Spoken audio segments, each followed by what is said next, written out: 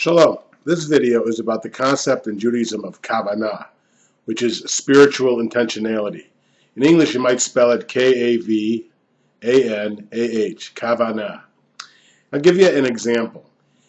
New York Times, every year, the magazine at the beginning of December has, for 7 years in a row, has something called the Year of Ideas.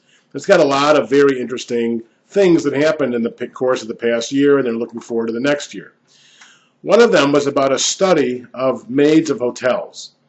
Now, these maids were out of shape, had high blood pressure, weren't healthy by most statistics, and they asked these maids how much exercise they got. And the maids uniformly, 44 of them in this study, said they didn't get any exercise.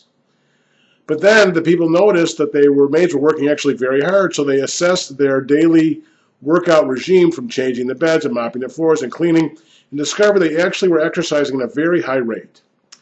Then they told the maids that this was true, that even though they perceived that they weren't exercising, they actually in fact were getting quite a bit of exercise.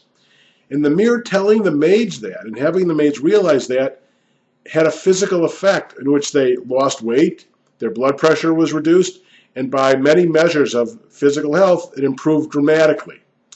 And the doctors and the physical therapists who ran this study, according to the New York Times, said it demonstrates that mindfulness and intentionality can have a huge impact.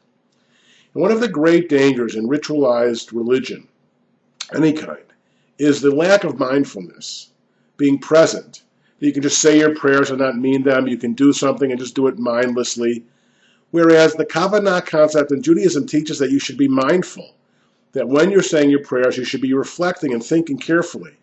You know, when we say the Shema, we close our eyes. Sometimes we wrap the talis around our fingers. Some people will even put the talis over their heads to increase their mindfulness and their spiritual intentionality.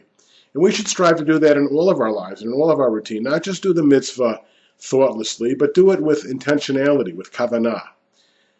Because it doesn't have much of an effect. It's still good to do the mitzvah, but it has much less of a punch, much less of an effect when we do it out of routine and rote, not out of intentionality.